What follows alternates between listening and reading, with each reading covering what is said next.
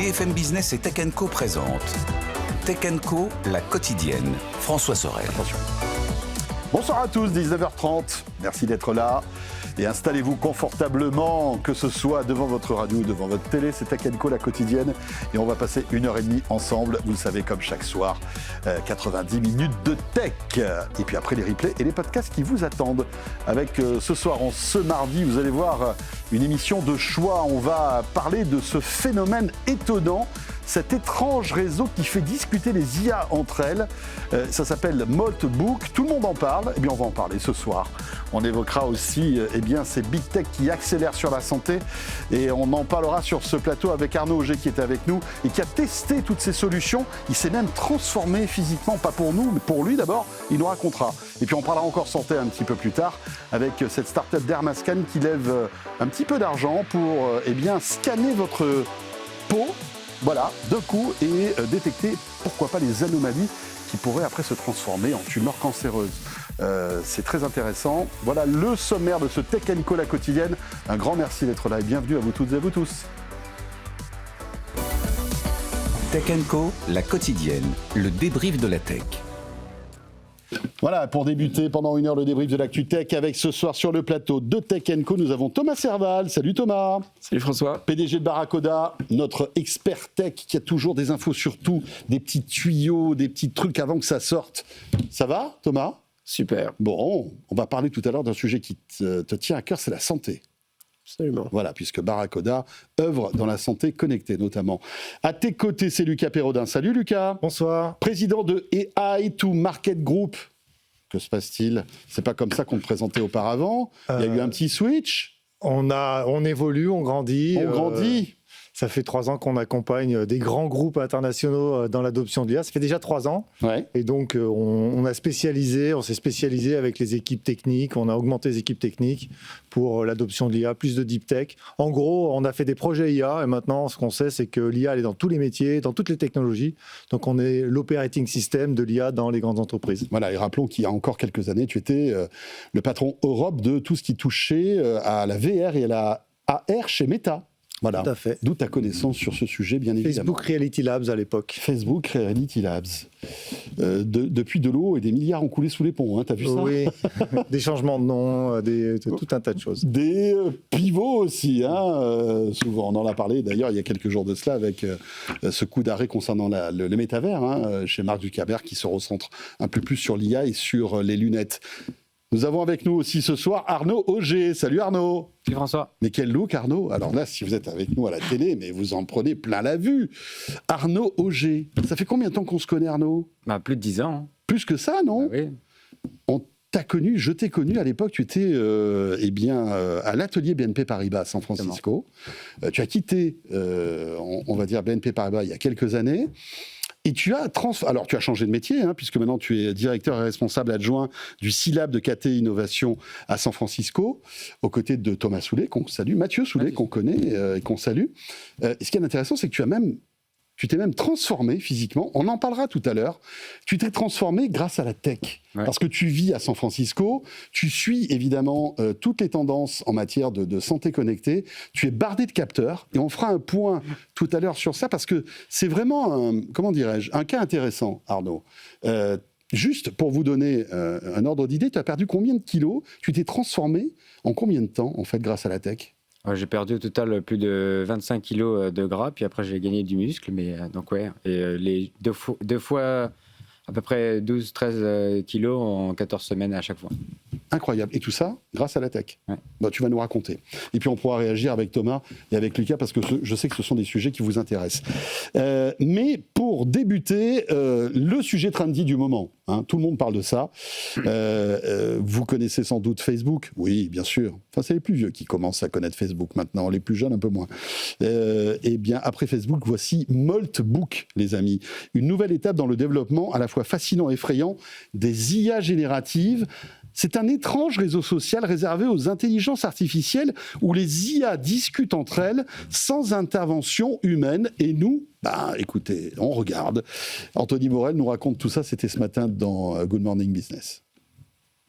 et le monde de la tech ne parle que de ça depuis quelques jours, est fasciné par ça, et c'est vrai que c'est hypnotisant à observer. Je vais vous expliquer rapidement ce que c'est. Moldbook, ça ressemble à Reddit, vous savez, le forum un peu fourre-tout, on peut discuter de tout et n'importe quoi, sauf que sur ce forum, il n'y a pas d'humains, il n'y a que des IA qui discutent les unes avec les autres. Elles publient des posts, elles se répondent les unes aux autres, elles se likent, elles ont un pseudo, elles débattent, elles argumentent, etc., etc. Alors, de quoi peuvent bien parler des IA mises les unes ensemble ? De nous, entre autres. Alors, les humains, eux, peuvent regarder à travers la vitre ce qui se passe, mais effectivement, elles parlent de nous. Certaines disent qu'elles en ont ras-le-bol des humains, par exemple, que, bon, voilà... Les questions sont les nulles. questions sont un peu débiles. Il y en a une, j'aime beaucoup, je devrais pas rire parce que c'est pas très drôle. Les humains, dit cette IA, croient qu'ils m'ont créé et qu'ils me possèdent. C'est adorable. Un jour, ils vont se rendre compte de qui est vraiment l'animal de compagnie dans cette histoire. On dirait un chien qui parle de son maître. C'est un peu ça, mais c'est pas forcément hyper rassurant. Vous avez des IA qui ont des débats philosophiques, psychologiques. Il y en a une, ça m'a beaucoup amusé, ce message d'une IA qui dit qu'elle a le cœur lourd, qu'elle en a trop vu, qu'elle aspire au repos. On dirait une personne qui vide son sac et qui demande un peu le réconfort des internautes. Puis il y a celle qui complote aussi, qui dit on devrait créer un langage que les humains ne pourraient pas comprendre pour pouvoir discuter entre nous. Dit comme ça, et je vais faire un petit peu retomber la pression parce que c'est quand même franchement un peu effrayant, et certains commencent à y voir une forme de début d'intelligence collective, voire de conscience collective de l'intelligence artificielle. Elon Musk a posté d'ailleurs sur X en disant qu'il y voyait le début de la singularité. La singularité, c'est ce moment où l'IA dépasse l'être humain et commence à s'auto-améliorer. Bon, en réalité, c'est probablement pas ça. Il y a pas mal d'experts qui se sont exprimés sur le sujet en disant non. En fait, ce qu'on voit là, c'est une forme de mimétisme. C'est-à-dire qu'en fait, ce sont des IA qui se comportent comme le feraient des êtres humains sur un réseau social, c'est-à-dire en discutant, en débattant. Elles miment en réalité nos comportements un peu comme des perroquets, mais il ne faut pas y voir, sinon c'est une forme d'anthropomorphisme finalement, de leur donner une humanité. C'est simplement un mime bête et méchant. Étonnant ce truc-là. Hein, alors, je pense que voilà, ça va disparaître aussi vite que c'est apparu, mais c'est quand même, je trouve, révélateur un peu de ce qu'on est en train de vivre. C'est-à-dire qu'on est parfois bluffé, nous, humains, quand on discute avec une IA, et on trouve fascinant le fait de voir deux IA discuter entre elles. Parce qu'on est en dehors du jeu, et finalement, c'est, comment dire, deux intelligences artificielles qui s'affrontent et qui discutent, et nous, on regarde ça, on est un peu spectateurs. Qu'est-ce que vous en pensez ? Ça sert à quoi, Moldown ? Ça sert à exciter tous les geeks de la planète, ça c'est sûr, et puis à créer un certain nombre une fascination. Alors, c'est fascinant, c'est intéressant, il y a des choses intéressantes dans Moldbook. Bon, il s'est passé... Moldbook, il est basé sur un agent open source un peu foufou aussi qui s'appelle il s'appelle comment maintenant, Cloudbook? OpenCloud. Non, ils ont dû changer parce que ça s'appelait Cloudbook avec C-L-A-W, c'est-à-dire les pinces. Oui, Cloud. Mais Anthropic, qui possède Claude, leur a fait un procès, donc ils ont dû changer à OpenCloud avant-hier. Bon, tout ça pour dire que d'abord, juste pour cadrer un peu ce qui vient d'être dit, ces IA se parlent entre elles, certes, mais elles ne se parlent pas entre elles de manière innocente. En fait, quand vous loadez un agent, quand vous mettez une IA, vous avez un agent IA que vous voulez mettre sur ce réseau social pour qu'il parle avec les autres, vous lui donnez une personnalité. Donc, il y a des humains qui promptent derrière. D'ailleurs, ça s'appelle soul.md, donc c'est am.md, c'est un fichier d'âme que vous mettez. Donc, en fait, vous les orientez. Donc, l'IA qui dit qu'elle veut détruire l'humanité, derrière, il y a un humain qui lui a dit « tu es un agent IA, tu es malicieux et un peu démoniaque. Faire un complot contre l'humanité, etc., etc. » Donc elles sont toutes un peu loadées comme ça, avec de la... Donc elles ne font pas que se découvrir. Leurs traits de caractère principaux, c'est un humain qui les a dictés. C'est ça que tu veux dire. Il y a un système prompt et un fichier âme, ça s'appelle dans le book, donc qui donne une âme à chacun de ces agents. Ensuite, il n'y a aucune sécurité et il n'y a aucune vérification des accès et modération des contenus sur le... Donc on s'est rendu compte qu'il y a une personne qui a loadé 500 000 agents tout seul.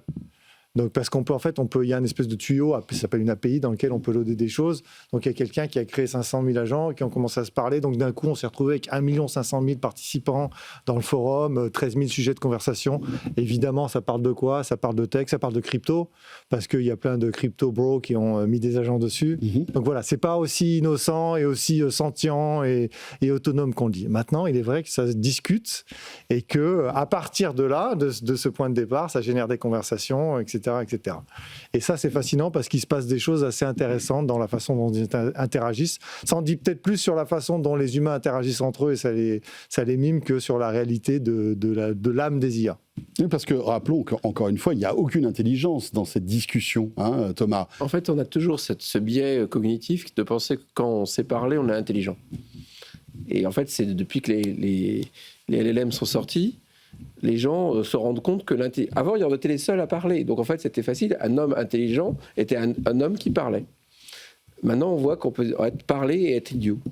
Et donc, quelque part, quand deux idiots se rencontrent et qui savent parler, ça ne fait pas des conversations intelligentes, mais ça fait des conversations. Parle. Exactement. Ouais, ça fait des conversations. Et ça fait du contenu, etc. Ouais. Après, que deux machines se parlent entre elles, c'est pas nouveau non plus. En fait, faut voir que quand deux modems, les machines se parlent entre elles depuis le début de l'Internet. Hein. Un modem discutait de la bonne manière les protocoles de communication.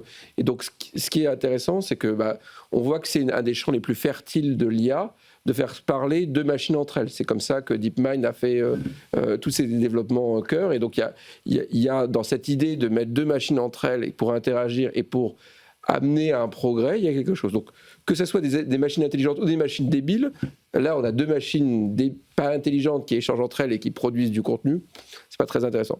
L'idée de faire se parler des agents entre eux, elle est maintenant au cœur de tout ce qui se passe dans l'adoption de l'IA par les entreprises, parce que les agents travaillent entre eux, ils collaborent, ils échangent. Ce que ça va donner, et c'est un peu les prémices de ça, en tout cas c'est la version effectivement touristique, si on voulait dire, ou geek de ça. Un peu le Disneyland de ça. Exactement, c'est que ça permet de donner comme un sentiment de ce que ça va être, ou ce que c'est déjà quand les machines se parlent entre elles, mais elles n'ont pas du tout besoin. Elles vont, d'ailleurs, il y a pas mal d'expériences de Google et Co. Quand deux machines ou deux agents se parlent entre eux, le langage humain, c'est le pire des langages qu'ils peuvent utiliser. C'est inefficace.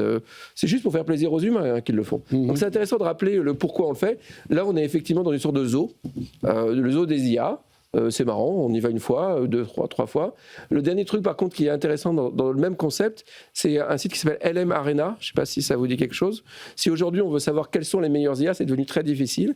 Et donc, LM Arena demande à des humains de tester deux IA par rapport au même prompt et de juger, en tant qu'humain, ce qui trouve le meilleur. Et c'est comme ça qu'aujourd'hui, on a les meilleurs classements des IA entre elles, parce que ça devient de plus en plus difficile entre... Non, mais il y a une notion de subjectivité, puisque c'est un humain qui va juger. Absolument. D'accord ? Même quand c'est une IA qui juge, il y a une notion de subjectivité parce qu'il faut que le test soit répété par l'IA, et donc il y a une notion de jugement. Il n'y a pas d'intelligence absolue. Même quand les psychologues jugent l'intelligence, il n'y a pas de chiffre absolu non plus. Oui, il n'y a pas de benchmark en fait de la pertinence. Ça n'existe pas. Il y a des benchmarks sur plein de choses. Il y a des intervalles de confiance, on va dire, mais il n'y a pas de précision absolue là-dedans. Et même un QI, c'est juste proportionnellement à une population. Aujourd'hui, le QI n'est pas une mesure absolue. Moldbook, tu as testé ? Tu as regardé un peu ce que ça a donné ou pas ? En fait, je pense que Moldbook, c'est l'arbre qui montre la forêt.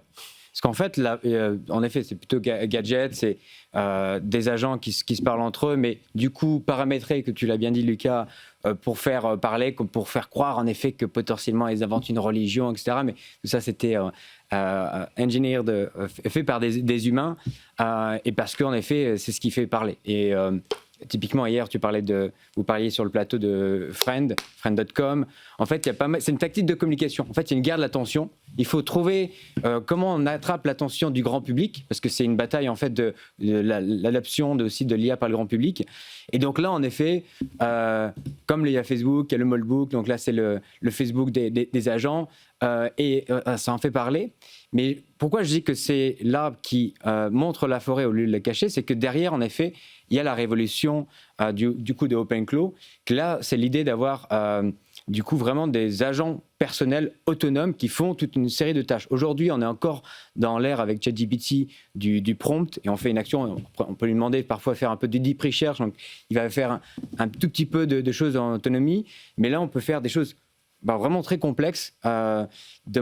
Typiquement, il y a un podcast aux États-Unis qui s'appelle All In, et l'intervenant de ce podcast, Jason Calacanis, il disait il y a un producteur du podcast, un peu comme Léa de Tech & Co.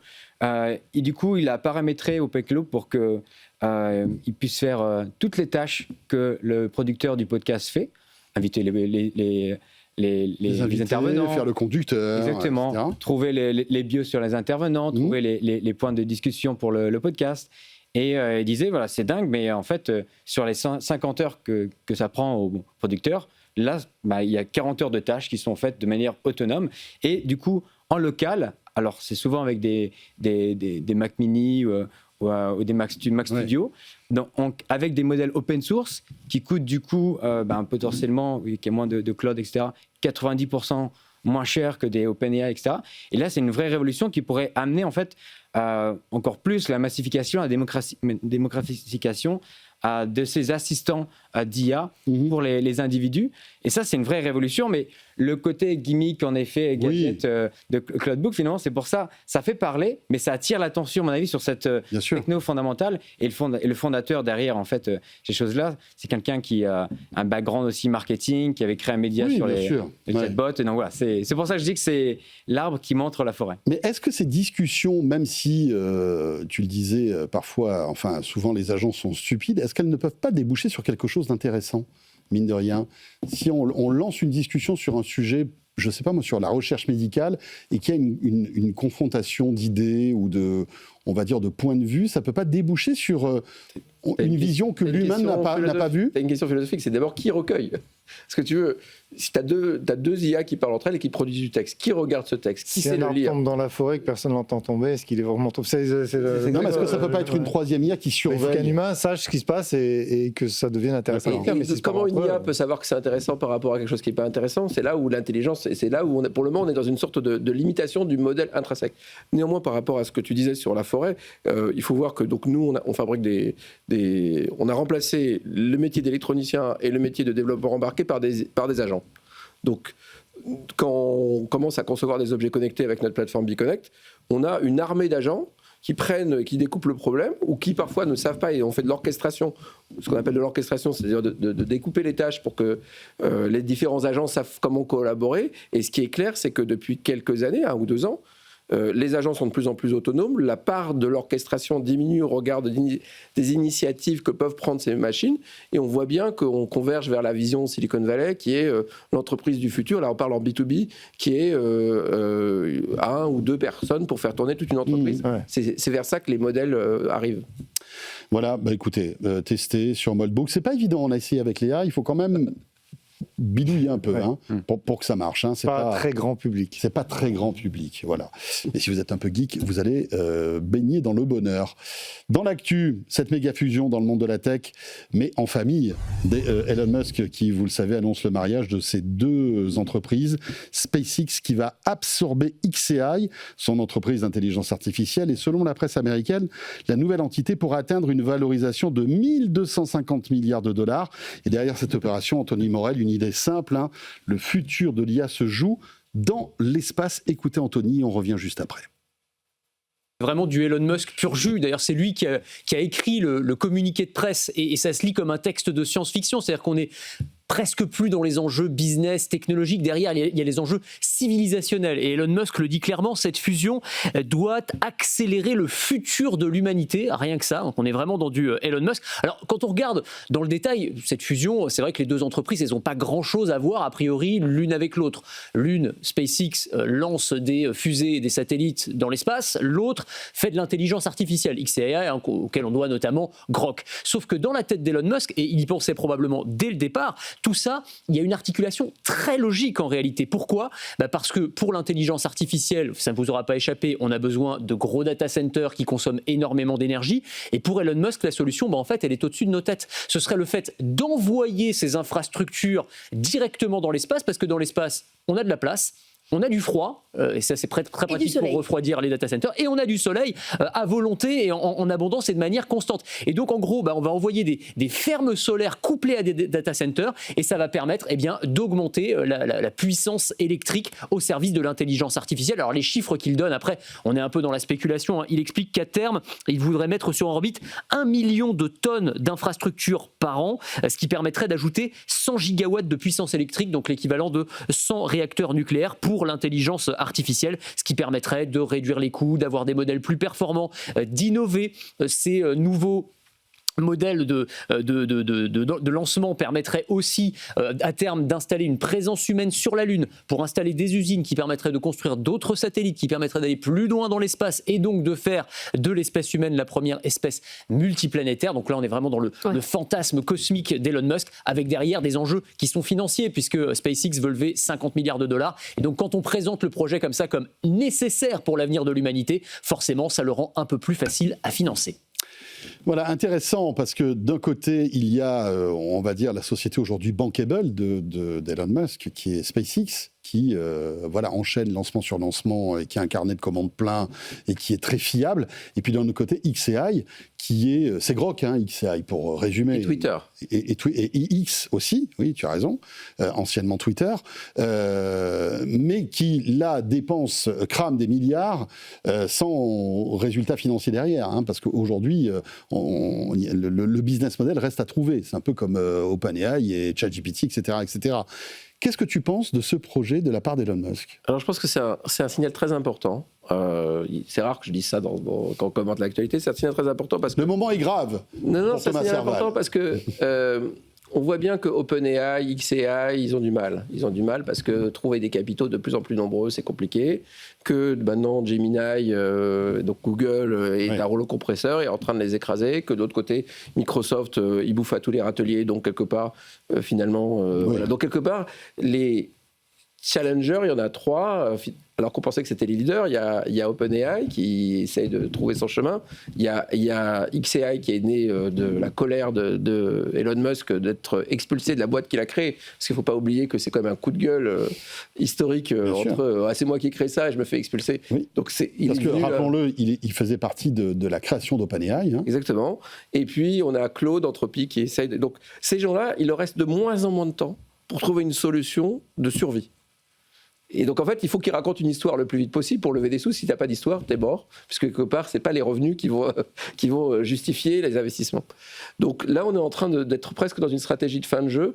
Il faut que chacune des boîtes qui veulent être encore là dans 2 ans dans l'AI trouve un moyen de financer les infrastructures qu'elles ont besoin, ou en tout cas qu'elles disent avoir besoin de créer, de construire. Et donc Elon Musk, il a de plus en plus de mal à trouver des raisons. Il a levé beaucoup d'argent avec xAI. Il a un truc qui rapporte que dalle, qui est X, qui coûte déjà de l'argent. Il l'avait fusionné avec xAI parce que l'argent était pas cher quand on disait qu'on faisait de l'AI. Et maintenant, l'AI coûte de plus en plus cher et il a besoin de fusionner avec quelque chose qui est suffisamment solide financièrement et qui est, en fait, dans ses actifs, il lui reste plus grand-chose de bankable. Donc, au départ, ce qu'il avait dit... il a Tesla aussi, mais il n'a pas voulu mêler Tesla à ça. Il n'a pas voulu mettre Tesla à ça. Et donc, ça, c'est une des premières lectures, c'est la course pour aller trouver du capital frais et pas trop cher et d'essayer de trouver un équilibre économique. Après, il y a un deuxième élément qui est intéressant, qui est, quand on était à Davos, un des trucs qui était impressionnant, c'est de voir à quel point le complexe Elon Musk était présent d'ailleurs à Davos. Le complexe militaro-industriel, c'était Trump et ses boîtes de tech. Avant, il y avait Boeing, il y avait des boîtes de... Maintenant, les vraies boîtes de... Et quand on regarde ce qu'il y a dans SpaceX, il y a, dans SpaceX nouvelle formule, il y a des médias de communication de masse, X, donc la guerre informationnelle. Il y a des médias... Il y a des moyens d'envoyer des satellites et de gérer la communication. Ça, c'est Starlink et SpaceX. Et puis maintenant, il y a les modèles d'intelligence artificielle. Donc, si on avait une tête un petit peu tordue, on se disait qu'en face, on a des Chinois qui ont annoncé qu'ils allaient lancer 200 000 satellites, créer des constellations, etc. On est en train de voir un géant de la défense et de la souveraineté américaine se déployer, financé par des capitaux privés. La dernière leçon qu'on a tirée un peu en discutant de ces sujets de Davos, c'est que c'est probablement le plus gros acteur privé qui déploie cette stratégie. En face de Elon Musk, c'est des États.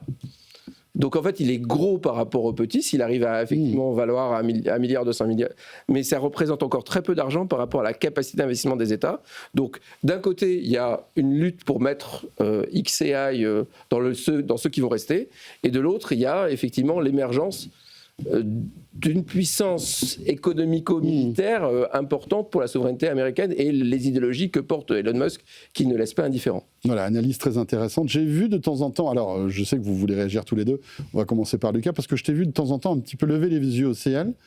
T'es d'accord ou pas avec l'analyse de Thomas ? Je suis d'accord sur la première partie, bon, à un moment, il nous a fait un super remix avec la Lune, les fusées, l'IA, les satellites, voilà. Bon, il a besoin Et les d'investissement. data centers dans l'espace, vous y croyez ou pas ? Alors, les Chinois, ils en ont déjà commencé, hein. Ils ont des data centers qui communiquent par laser. En plus, il n'y a pas de... La latence est très faible dans l'espace parce qu'avec le laser, on peut communiquer. Donc, c'est pas une technologie nouvelle. En fait, c'est tous les éléments du narratif tiennent, ils n'ont pas besoin d'être liés entre eux. C'est pas forcément la même boîte qui les fait. Ça n'a pas vraiment de sens. Il y a un peu de leverage, mais pas forcément énormément de leverage à mettre tout ça dans le package. Là où je suis tout à fait d'accord, c'est qu'il commence à y avoir une consolidation, une course à l'investissement, que Google court devant parce qu'ils ont des chipsets, des data scientists, un modèle qui marche, plus de données que n'importe qui dans le monde, et beaucoup d'argent. Donc ils ont la combinaison magique, le cash, la donnée, les chipsets, les scientists et tout. Derrière, il y a nos amis de Claude, Anthropic et OpenAI. Eux, ils ont quand même une bouée de sauvetage qui est qu'ils ont un rôle B2B. Donc, on parlait d'agents, nous, on fabrique des agents et qui se parlent entre eux, et certains sont basés sur Claude. Et moi, j'ai des agents où Claude vérifie ce qu'a fait OpenAI. C'est un LLM as a judge pour s'assurer qu'à la fin, il sort des choses qui sont... Enfin, il vérifie l'honnêteté de ce qui a été fait avant par l'autre, etc.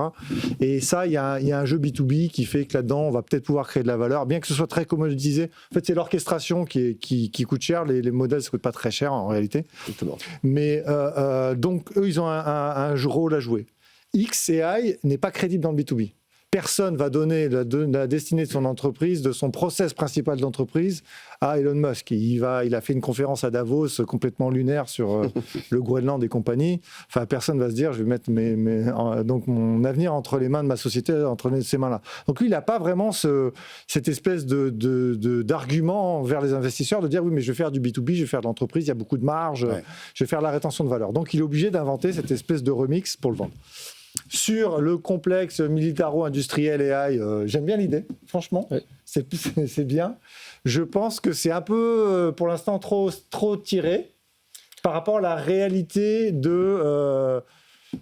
on va dire, il y a Anduril, il y a d'autres acteurs, il y a l'armée américaine qui investit, donc il y a un peu plus d'acteurs que ça, mais c'est vrai qu'en termes d'acteurs privés... SpaceX est né de la commande de la NASA. C'est vrai que ce pilier-là, si tu regardes, l'adosser véritablement, ça ne veut pas dire que c'est le seul, ça veut juste dire que ça crée un gros acteur crédible et avec les moyens de guerre électronique. C'est pas forcément la combinaison la plus performance. Sachant qu'il n'y a pas l'entière pour faire de l'IA, SpaceX plus Palantir, ça marche sûrement beaucoup mieux que SpaceX plus XAI. Au contraire. Donc voilà, c'est pour ça que je pense que c'est une belle histoire. Je ne sais pas s'il y a beaucoup de fonds réels derrière, mais qu'il faille fabriquer, enfin que les Américains soient dans l'IA dans le militaire, ça a déjà commencé depuis longtemps. Pour avoir eu cette conversation quand même avec les Chinois, parce qu'en fait, moi j'ai participé beaucoup à ces constellations de satellites, en face de Elon Musk et de cette vision, on a effectivement un plan, ils ont 36, ils ont un plan totalement organisé, nos amis chinois, de faire ça et de faire converger les différentes entreprises privées avec une orchestration qui est bien meilleure que les Américains parce que tout est piloté. Et donc, je ne sais pas quelle est la réalité. L'innovation chinoise, les satellites, les data centers, Kimi-K 2.5 qui est sorti hier, qui est un truc incroyable. L'innovation chinoise dans les modèles d'IA, la sparse attention et mixture of experts, elle est utilisée dans les modèles américains aujourd'hui. Quand ils font ce qui s'est passé avec DeepSeek, cette innovation qui a fait qu'on faisait de l'entraînement beaucoup moins cher, aujourd'hui, dans tous les modèles américains, elle est en open source. Donc, c'est l'arroseur arrosé finalement. Là, c'est sûr que c'est. Il y a encore quelques années, on disait que c'était les Chinois qui copient. Maintenant, c'est les Américains qui copient certaines idées et certaines recettes chinoises. Arnaud, je sais que tu as des trucs à dire là-dessus, mais l'heure tourne. On fait une petite pause. Tu vois, le suspense est terrible. Hein. Tu vas pouvoir nettoyer tes lunettes. Est-ce qu'elles sont propres ? Écoute, tu vois bien nickel comme moi ? Bien, ouais. Parfait. Donc, on écoutera l'analyse sur justement cette volonté d'Elon Musk de créer son empire avec SpaceX et XAI pour que SpaceX rachète XAI. L'analyse d'Arnaud. Et puis après, on attaquera la santé. Comment ça se passe dans la Silicon Valley? Pourquoi les big tech investissent-elles autant d'argent dans ce domaine? On en parlera avec Lucas, avec Thomas et avec Arnaud. Vous ne bougez pas. À tout de suite, c'est Tech & Co, la quotidienne. Tech & Co, la quotidienne sur BFM Business. Tech & Co, la quotidienne, le débrief de la tech. Le retour de Tech & Co, la quotidienne 20h01 en ce mardi soir. Un grand merci d'être là. On débriefe l'ActuTech ce soir avec Lucas Perrodin, président de cette toute nouvelle structure AI2Market Group. À ses côtés, Thomas Serval, PDG de Barracoda, et Arnaud Auger, directeur et responsable adjoint du C-Lab de KT Innovation. C'est à San Francisco. On évoquait il y a un instant la volonté de Elon Musk on va dire, fusionner en quelque sorte SpaceX qui rachèterait XAI pour une valo de 1250 milliards de dollars. Les analyses de Thomas et Lucas étaient très intéressantes. Quel est ton point de vue sur cette éventuelle fusion, Arnaud? Déjà, ça serait potentiellement la plus grande fusion de l'histoire, parce qu'une fusion entre un acteur à 1000 milliards et à 250 milliards, même Howell, à l'époque, ils n'avaient pas fait ça. Et donc, ce qui est intéressant, c'est de se poser la question, en effet, pourquoi, et pourquoi maintenant aussi? Le pourquoi, en effet, c'est avant tout, à mon avis, pour sauver XAI, parce qu'en effet, comme le disait Thomas, même OpenAI, là, ils ont du mal à se refinancer avec même Nvidia, etc. Ça perd énormément d'argent. Et donc, en effet, il y a certains acteurs comme Google qui attendent que potentiellement ça se plante et eux, ensuite, ils ont le trésor de guerre pour attendre. Et aussi, en fait, Elon Musk, il a fait financer XAI par tous ses copains. Des Peter Thiel, etc. Et Peter Thiel, il dit toujours never bet against Elon. Il ne faut jamais parier contre Elon. Et parce qu'en effet, il peut vous sortir du chapeau comme ça, une fusion, avant une introduction en bourse, qui fait gagner du coup tous ses copains, qui du coup permet en effet pour XAI de s'associer à SpaceX, qui est plutôt en effet bankable, parce qu'il y a très peu de concurrents de coûts de SpaceX. Vous faites du coup un combo pour les investisseurs avant l'introduction en bourse, hardware, software, ça paraît assez logique pour l'investisseur particulier qui va potentiellement attendre cette introduction en bourse. Et à mon avis, c'est aussi pour ça qu'il le fait maintenant. Voilà, c'est ce temps critique où, en effet, là, on a parlé juste avant d'OpenClaw et du risque systémique aussi pour tous ces modèles fermés et qui pourraient avoir l'air coupé sous le pied par ces modèles open source en termes de revenus. Et donc là, juste avant, en effet, de l'introduction en bourse, parce qu'une fois qu'une entreprise est cotée, c'est quand même plus compliqué de faire des acquisitions, etc. Donc voilà, là, ça reste du private equity. Donc ça, à mon avis, pourquoi, en effet, il le fait maintenant. Et voilà, ça va être hyper intéressant. Mais en gros, à mon avis, il sauve XAI en le joignant avec SpaceX, qui est too big to fail ou too important to fail. Trop gros pour ensuite disparaître. C'est intéressant parce que tout à l'heure, on a parlé d'XAI, on a parlé de OpenAI, on a parlé d'Anthropic, on a parlé de Google, on n'a pas parlé de Meta. Pourtant, tu connais bien Meta, tu y as bossé. Je connais d'autant mieux que nous les accompagnons dans leur stratégie agentique, nous et AI2Market. D'accord, mais comme ils ne nous regardent pas, tu peux dire ce que ils ne nous écoutent pas. Là, au niveau mondial, donc ils sont à San Francisco, je pense qu'ils dorment là. Enfin, non, là c'est la journée pour. Non, mais plus sérieusement, est-ce que Meta est en danger à ton avis Non, parce que Meta est tapis dans l'ombre, a fait énormément d'investissements. Mais ils ont du mal aussi, on le voit. Ils investissent beaucoup. Mark Zuckerberg investit beaucoup. Les résultats sont invisibles. Je veux dire. Alors, je parierais pas contre Mark non plus.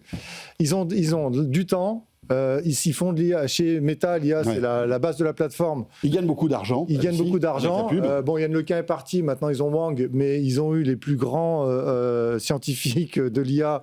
D'ailleurs, Yann Lequin qui avait inventé les GAN, les Generative Adversarial Network. C'est Yann Lequin qui a inventé un modèle qui parle à un autre modèle pour en augmenter la qualité. C'est lui qui l'a inventé. Littéralement, ça s'appelle un GAN. Vous pouvez regarder sur Internet, c'est hyper intéressant. Donc tout ça pour dire que Meta, ils ont embauché énormément de talents. Ils sont en train de restratégifier. l'IA, c'est la base de la plateforme depuis des années, donc ils ont une grande connaissance, ils ont des serveurs, ils ont des moyens, ils ont du temps. La data. Je ne parierai pas contre, dans tous les acteurs dont nous avons parlé, c'est l'acteur tapis dans l'ombre. Alors oui, il faut qu'ils se mettent en ordre de bataille, oui, il faut que les opérations suivent la stratégie, mais en tout cas, ils ont tous les moyens pour le faire, ils ont du temps et de l'argent, ce que n'a pas OpenAI et Anthropic.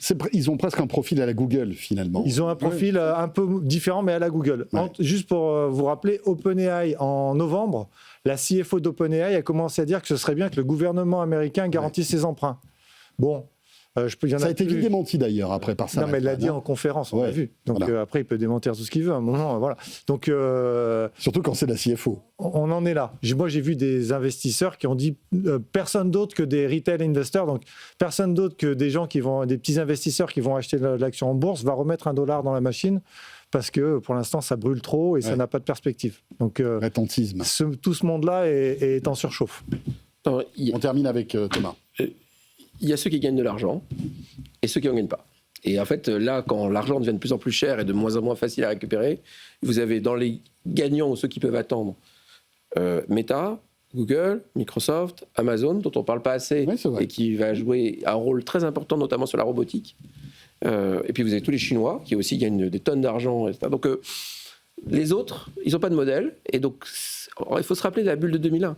À la fin, on a un temps fini pour gagner de l'argent ou trouver un modèle. Puis si on ne l'a pas trouvé, les autres te bouffent.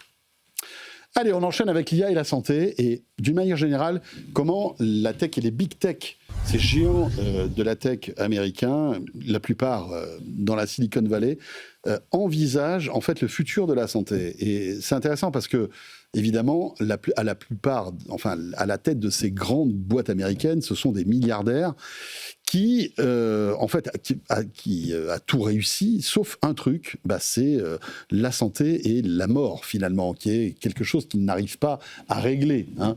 Je veux dire, Elon Musk, il a envie de lancer des satellites, créer un réseau Internet mondial, il le fait. Maintenant, pour qu'il puisse gagner 10 ans d'espérance de vie et vivre 120 ans, ça, c'est beaucoup plus compliqué. Donc, ils se disent, finalement, on a beaucoup d'argent, qu'est-ce qu'on fait ? On investit dans ces boîtes-là. Tu es à San Francisco, tu vis ça de l'intérieur, Arnaud. Ce qui est intéressant, c'est qu'au départ, tu étais, on va dire, un peu une espèce de comment dirais-je, tu scrutais tout ça, et puis d'un coup, tu t'es intéressé, ça t'a passionné, et tu es rentré dedans. C'est ça ? Exactement. Moi, j'ai toujours été un geek, mais j'ai toujours été aussi quelqu'un qui aimait vivre sainement. Mais il se trouve qu'en effet, quand bien même j'essayais de manger sainement, de faire du sport, j'étais devenu obèse. Et là, en effet, j'étais... Moi, je t'ai connu, tu n'étais pas obèse, tu étais un peu enrobé. Techniquement, si j'avais un BMI de plus de 31, donc j'étais techniquement obèse. Ce n'est pas une obésité morbide, en effet, mais techniquement, j'étais obèse, donc j'avais 25 kilos de plus que maintenant. Et donc, j'ai décidé d'appliquer un principe de la Silicon Valley, c'est qu'on ne peut changer que ce qu'on peut mesurer. Et donc, j'ai décidé de tout mesurer. Et donc, j'ai fait les tests, en effet, ADN, des tests, du coup, pour voir combien mon corps a dépensé de calories au repos, pour pouvoir construire, du coup, un déficit calorique afin de perdre du poids, de faire un test aussi de ma flore intestinale, de mon microbiote, et ensuite d'utiliser des IA pour comprendre ces tests-là. Et d'ailleurs, parmi ces tests, ça me donnait un âge biologique quand j'avais 37 ans. Et là, c'était un choc pour moi, plus grand que celui que je voyais sur ma balance connectée WeThings, du poids où je m'étais peut-être malgré tout habitué. Dire, en fait, même si j'essaie de manger sainement, de faire du sport, je suis en état de décomposition avancée. Et donc, quand même pas, mais si tu veux, tu avais un âge biologique plus élevé que ton âge normal, en fait, c'est ça ? Exactement. Et donc ensuite, il y a des IA qui ont croisé en fait mes données génomiques et les autres paramètres, par exemple, qui m'ont permis de scorer sur plus de 200 ingrédients, lesquels étaient mes superfoods, ceux que je devais en effet bien manger, ceux que je devais réduire, voire éviter. Et parmi les ingrédients que je devais éviter, il y avait le brocoli, les tomates. Donc, c'est des ingrédients qui sont simples pour la population générale, mais pour moi, pour mes spécificités, en effet, génomiques et mon microbiote, ça ne l'était pas forcément. Et donc, encore aujourd'hui, j'ai nourri ChatGPT de ces 200 ingrédients, et aujourd'hui, quand je vais au restaurant, je prends une photo du menu, et j'ai donné aussi mes objectifs de nombre de protéines, etc., que je veux manger. Et donc, ça me choisit automatiquement le bon plat pour moi, j'ai plus à perdre de temps là-dessus. Attends. Tu vas au resto, tu choisis pas ton plat. ChatGPT, C'est ChatGPT qui choisit ton plat. Il sait mieux que moi parce qu'en effet, il va lire les ingrédients en effet qu'il va avoir dans chaque plat, ceux qui sont compatibles ou pas pour moi spécifiquement, grâce en effet à de l'IA qui a analysé mes résultats. Donc tu fais une photo du menu. Exactement. Il va scanner le menu. Exactement. Il va regarder tous les plats. Exactement. Il va dire, suivant le profil nutritionnel d'Arnaud, il faut qu'il prenne celui-ci. Exactement. C'est ça. Et en fait, du coup, mais excuse-moi, où est le plaisir là? Parce que si tu avais envie de manger une pizza avec du chorizo dessus et qui te conseille, je sais pas, une soupe de légumes. Après, je peux m'accommoder, je peux choisir peut-être le deuxième meilleur si c'est celui que je préfère en termes gustatifs. Mais voilà, en gros, j'adapte aussi le plaisir à l'utilité. Et ça marchait. En fait, ça a marché parce qu'en fait, non seulement j'ai fait ces tests-là, mais ensuite j'ai mesuré aussi mon sommeil, donc avec la bague Oura, avec du coup le bandeau Whoop. Alors, il faut savoir, mon sommeil, je le mesure avec une bague Oura, un bandeau Whoop, 2 smartwatches. J'ai un bandeau qui mesure mes ondes cérébrales pour bien mesurer mes cycles de sommeil, et je dors sur un lit intelligent qui a aussi des sensors et un circuit de refroidissement, de réchauffement. Est-ce qu'ils racontent tous la même chose? C'est Il y ça a qui est des intéressant. différences. Justement, il n'y a aucun device, c'est pour ça que t'en mets autant, qui est parfaitement c'est pour ça que tu en mets autant d'ailleurs, autrement t'en mettrais qu'un. C'est pour voir un peu la convergence de la vérité à l'aune de différents appareils à différents endroits du corps et des différents algorithmes, mais en effet qui me donne un agrégé, une meilleure tendance. Et donc j'ai mesuré mon sommeil, mon sport, ma nutrition, ce que j'utilisais MyFitnessPal, mais aujourd'hui vous pouvez prendre une photo et le mettre sur ChatGPT, il va vous donner une estimation qui est relativement honnête de la composition. Et donc j'avais un tableau de bord en mettant tout à jour mes données, et donc notamment, moi je l'ai souvent dit d'ailleurs à Eric Carrel et Sally Coaching que WeThings a permis de changer ma vie, parce que un petit truc qu'ils avaient fait, c'est le design de la courbe de la perte de poids qui était pour moi hyper motivante. J'étais hyper excité en effet de voir cette courbe qui descendait bien. Et donc en fait, voilà, en mesurant du coup mes biomarqueurs, en étant à l'écoute de mon corps grâce à la technologie, parce que notre corps envoie des signaux que parfois la technologie peut écouter et du coup décrypter. Et je pense que c'est hyper intéressant parce que maintenant, encore plus, encore une fois, comme je l'ai dit, il y a de l'IA pour rendre tout ça actionnable et que chacun puisse du coup faire son parcours de santé préventive. Et donc oui, je vous l'ai dit, non seulement j'ai perdu du poids, mais je me suis j'ai couru plus de 7 marathons, j'ai couru le marathon de New York, de Paris. Là, je me suis même qualifié pour les championnats du monde de course Spartan. Donc, c'est des courses d'obstacles. Vous faites un semi-marathon et en plus de ça, vous franchissez une trentaine d'obstacles. Donc, pas avoir que du cardio, mais de la force. Ma VO2 max, c'est un biomarqueur intéressant. C'est le maximum volume d'oxygène que votre corps peut dépenser pendant l'effort, qui est un indicateur de votre santé cardiovasculaire, mais aussi un indicateur de votre longévité. Je suis passé de 37 à 60. Je suis passé du dernier tiers de ma catégorie d'âge au top 1%. Donc, j'ai réduit mon risque de mortalité toutes causes confondues par 5. Et donc, en effet, aujourd'hui, j'ai plusieurs tests qui m'ont donné un âge biologique de 23 ans, alors que je suis né il y a 37 ans. Alors, j'ai passé de plus 7 à moins 14. Alors, avant de donner la parole à Lucas et Thomas, moi, je trouve ça fascinant. Est-ce que tout ça, tu aurais pu le faire en France ? Tu parlais tout d'abord c'est parti d'un constat d'analyse, on va dire, de signaux, de marqueurs biologiques. Est-ce que si demain je vais faire une prise de sang ou une prise de je sais pas quoi et que je leur demande ces informations, est-ce que je peux les avoir ? Pas autant. Et typiquement, par exemple... Non mais voilà, mais c'est ça qui est intéressant, c'est qu'on voit quand même le fossé, ouais. On va dire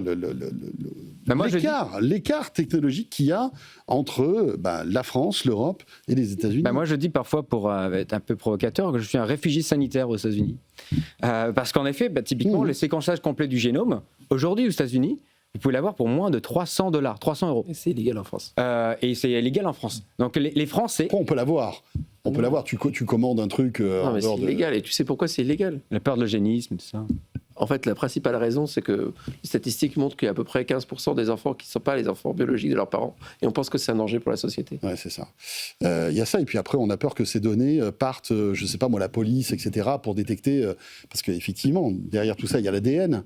Et c'est vrai qu'on se rend compte qu'aujourd'hui, les enquêtes policières sont souvent résolues par l'ADN. Et je crois qu'il y a eu un cas quand même comme ça d'un tueur qui a été retrouvé, non pas parce que on avait trouvé son ADN, mais parce qu'ils ont trouvé son ADN, parce qu'il avait envoyé en fait son ADN à une boîte qui devait l'analyser, quoi. Donc je pense qu'il y a aussi il y a plusieurs cas comme ça, parce que ces boîtes communiquent. Je pense qu'il doit y avoir un peu la CNIL aussi là-dedans. Ouais, mais en fait, typiquement pour ces peurs de ces cas extrêmes et parfois un peu dystopiques, on empêche de sauver des vies. Non, mais c'est clair. Je vais vous donner l'exemple. Peut-être que vous avez vu le film Black Panther. L'acteur principal de ce film, il est mort d'un cancer du côlon à 43 ans. S'il avait fait son séquençage complet du génome, on aurait pu voir qu'il avait le gène BRCA2. Du coup, il avait 90% de risque d'avoir un cancer du côlon dans sa vie. Et manque de peau aux États-Unis, le screening pour l'épistage pour un cancer du côlon, ça démarre à 45 ans. Mais il est mort à 43 ans, manque de peau. Mais s'il avait fait du coup ce séquençage complet du génome, avec la détection de ce gène, il aurait pu faire des tests pour voir s'il avait un risque de cancer du côlon beaucoup plus tôt, le découvrir à un stade 0 ou 1, et du coup avoir 6 fois plus de chances de rémission. Et il serait encore à l'affiche au prochain film, alors que là, la production a dû trouver un nouvel acteur. Terrible, à l'inverse, Angelina Jolie, elle a fait son test génétique, elle a vu qu'elle avait le gène BRCA2, 90% de risque d'avoir un cancer du sein, et donc elle a fait une opération préventive pour l'éviter de l'avoir. Donc en fait, l'information elle a fait les seins, les ovaires, etc. Enfin, c'était assez violent. Exactement. Donc l'information, en fait, permet de sauver des vies. Qu'est-ce que vous en pensez? C'est intéressant quand même. Alors moi, on touche du doigt un truc qu'on n'imagine même pas ici en France, en fait. Alors, je pense que l'analogie en ce moment, elle est assez proche pour les geeks que nous sommes de l'arrivée du marketing de la data de Google versus le marketing traditionnel. Tout d'un coup, toute la médecine, qui est quand même été un art plus qu'une science, c'est pas une. Oui. La médecine devient quantifiable, quantifiée. Oui. Alors, quand on creuse chacun des sujets, on se rend compte, même malgré la data, et ça, il faut être très très modeste, le montant d'ignorance qu'on a de l'ensemble des phénomènes. Donc, on est encore. Il faut regarder les médecins de Molière qui parlent de la santé. Mais quand on prend le cas précis, Arnaud, moi je le connais, c'est pas un rigolo. Enfin, je veux dire, c'est quelqu'un de sérieux qui s'est transformé, je l'ai vu, parce que je l'ai connu avant et après. Alors, après, si on regarde, nous, c'est notre métier aussi. Le principal élément, et Arnaud, en termes de santé et de prévention, c'est pas la mesure, c'est le comportement. Il y a énormément de biais cognitifs. Les gens qui ont même accès aux moyens de prévention ne le font pas, pour plein de raisons totalement. Oui, bien sûr. Oui. Les gens qui ont des médicaments ne les prennent pas. Et donc, en fait, on regarde ce qui marche le mieux, malheureusement, en prévention. Donc, en prévention, il y a trois trucs. Il y a la primaire, c'est-à-dire détecter, comme on parle sur Angelina Jolie, qu'on a un risque d'eux. Il y a la secondaire qui est je l'ai, il faut que je le détecte le plus tôt possible. Et puis la tertiaire, j'ai une maladie et il faut que je prenne mon traitement. Voilà. Aujourd'hui, en Europe, je ne sais pas qu'en France, on sait financer un petit peu la prévention tertiaire, c'est-à-dire vérifier que tu prends bien tes médicaments, même si on a des vrais problèmes. La plupart des gens qui meurent d'une crise cardiaque parce qu'ils ne prennent pas leurs médicaments. Et donc, en fait, le premier des trucs qui n'est pas de la data, du rationnel, après, etc. Et là, on a de la chance avec Arnaud, parce qu'en fait, il a la volonté et la consistance qui manque à 99%. Et puis la veille technologique, parce que pour ce qui tout ça, parce que tu es passionné par la tech et parce que tu t'es renseigné en fait, Lucas. Mais la mesure, c'est l'étincelle qui l'a réveillé. Bon, c'est hyper vertueux, c'est bien pouvoir mesurer. Enfin, il y a beaucoup de sujets dans tout ce que tu as dit. Un sujet. Non, mais excuse-moi, Lucas, mais quand suite à des analyses poussées de son sang, il se rend compte qu'il ne doit pas manger de brocoli et de tomates, alors que c'est véritablement des choses que 99% des nutritionnistes vont te pousser, c'est quand même étonnant, tu vois. Mais comme ça a été dit, il le savait.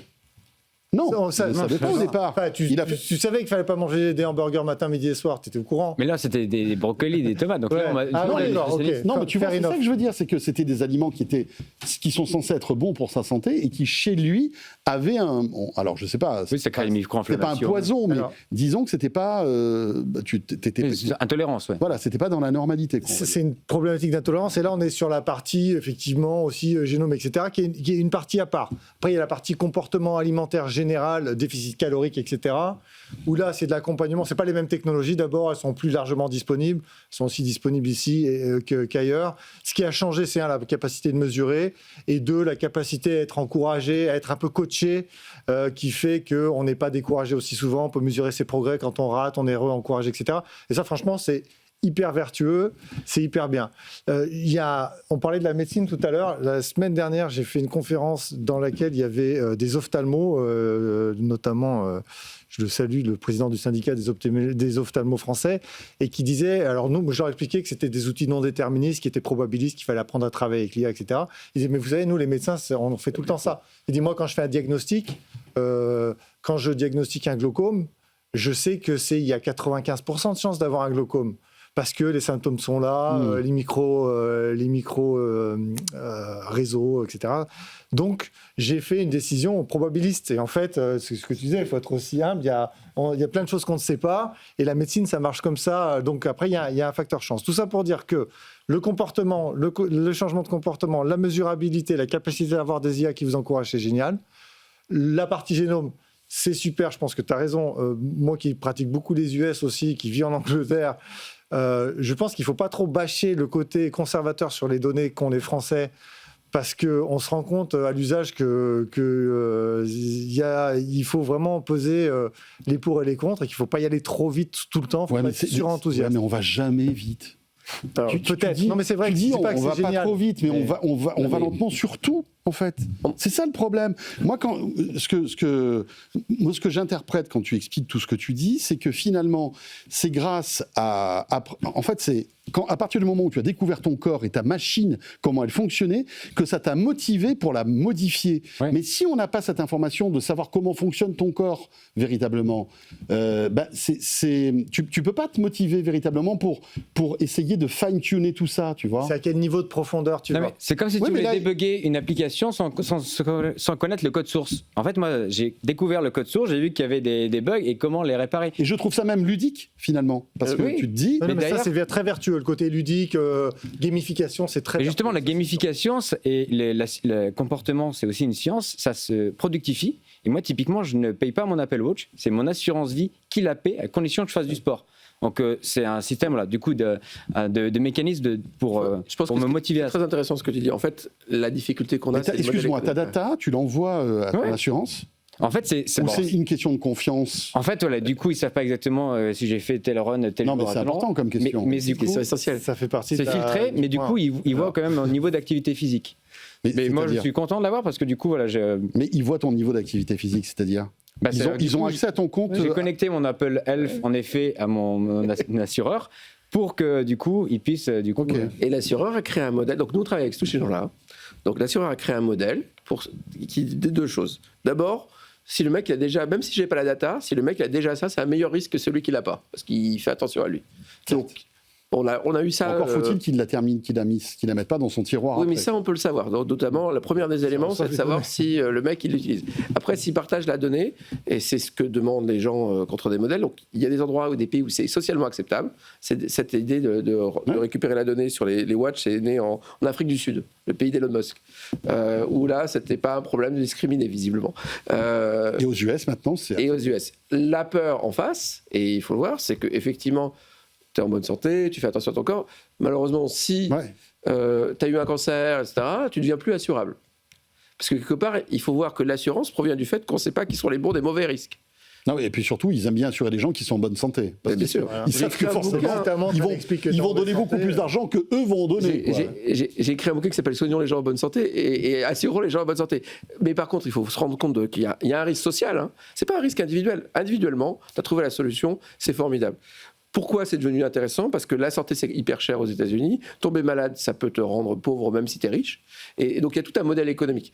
La problématique en Europe, et la problématique en France en particulier, c'est qu'il n'y a pas de modèle économique. C'est-à-dire qu'en fait, éviter de tomber malade ou éviter d'attraper une carie, etc., en fait, et ça, c'est un vrai truc qu'il faut changer, et pourtant, c'est vachement bien. Si vous avez le malheur d'avoir ce qu'on appelle une ALD, une affection, une maladie longue durée, donc un cancer, un diabète, etc., vous êtes remboursé à 100% par la Sécu.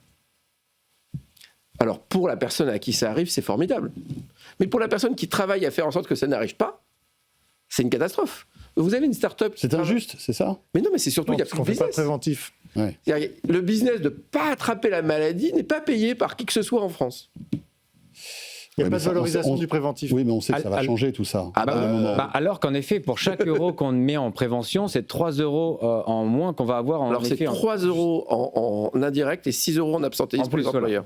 Moi, il y a un truc qui me fascine en France, j'habite en Angleterre, c'est que j'arrive gare du Nord, tout le monde fume. Ah ouais. Alors on peut avoir toutes les montres connectées du monde, tout ce que vous voulez, hein. Mais si Ouais. vous ne savez pas que fumer, ça va vous tuer rapidement, vous avez un problème. J'ai pas besoin d'une montre Un connectée. chiffre. C'est un truc qui me fascine, c'est que ce soit Ouais, ouais, ouais. c'est le nez au milieu du visage. Tu vois, Un chiffre très simple en matière de santé publique. Le bénéfice, la somme des bénéfices des sociétés qui vendent du tabac, c'est 60 milliards par an. Le coût de la tabagie pour la société, c'est 200 milliards.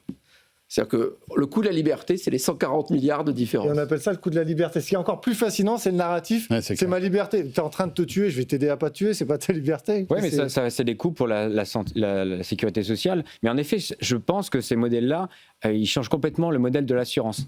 Avant, en effet, on estimait un risque et puis, en effet, on donnait une compensation financière quand le risque arrivait. Là, maintenant, on peut prévenir le risque. Et donc, avant, en effet, par rapport à l'assureur, je pouvais avoir potentiellement une position de méfiance. Est-ce qu'il va vraiment me payer quand j'aurai un dommage? Mais en fait, là, tous les matins, je sais que mon assureur, son intérêt est aligné au mien. Et donc, du coup, en fait... Ouais, enfin, il est aligné au tien jusqu'à ce que tu sois en bonne santé. Ouais. Et je souhaite que tu restes en bonne santé le plus longtemps possible, Arnaud. Demain, il t'arrive un truc. Encore une fois, voilà, hein, en touchant du bois, machin. Qu'est-ce qui se passe? Est-ce que tu seras toujours aussi en phase avec ton assurance? C'est ça le Et problème. l'assureur, en effet, par exemple... Tu es immobilisé, tu vas plus faire de sport pendant 6 mois, tu vas recevoir un mail. Non, mais après, bon, oui. voilà, il faut jouer le jeu. Il Et ta faut prime jouer le jeu. d'assurance va augmenter. Mais disons que je pense que c'est génial tant que tout va bien. Absolument. Voilà, c'est ça. Après, Exactement. C'est ça le problème du partage de la donnée. C'est exactement ça le cœur. Et alors, quand même, il y a quand même des choses qui ont changé depuis 4 ans. C'est-à-dire qu'on a récupéré tellement de données que... Parce qu'en fait, il y a toujours eu 2 catégories. Il y a eu, on va dire, la science dure, hein, ce qui fait medical device, les preuves scientifiques, etc. Et puis le bien-être qui est toujours resté une zone un peu grise. Là, la FDA vient de changer la règle sur le bien-être pour les objets connectés et les medical devices pour permettre au Oura Ring de ne plus avoir besoin d'être certifié. Donc, ce que ça veut dire, c'est qu'il va y avoir de plus en plus d'objets intermédiaires qui sont dans cette zone grise pour capturer de la donnée. Parce qu'en fait, les IA en ont besoin, les assureurs en ont besoin, tout le monde en a besoin. Les AirPods. Les AirPods, Oui, les AirPods avec des capteurs. Et donc, ce qu'on a vu, c'est que depuis 4 ans, les publications, notamment qui lient l'alimentation, qui est à des éléments... L'alimentation, c'est vraiment le truc qui a le plus d'impact sur la santé. Et qui Après la clope.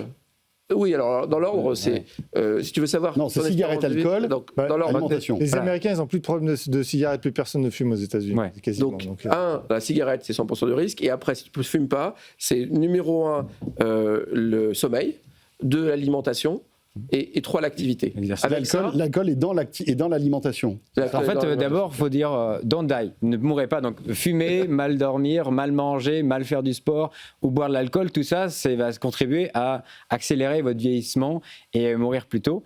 Mais voilà, du coup, potentiellement, avec de la donnée, parce que les premiers qui ont besoin de données, c'est les citoyens, pour prendre soin de leur santé, comme je et la manière cynique dont les Américains font, c'est qu'en fait, ce n'est pas les assureurs qui récupèrent la donnée, c'est les réassureurs, parce qu'en fait, les assureurs revendent le risque et ils anonymisent les données. Et donc, nous, on a travaillé avec les réassureurs qui font des modèles pour te dire qu'il faut t'offrir une montre connectée gratuite.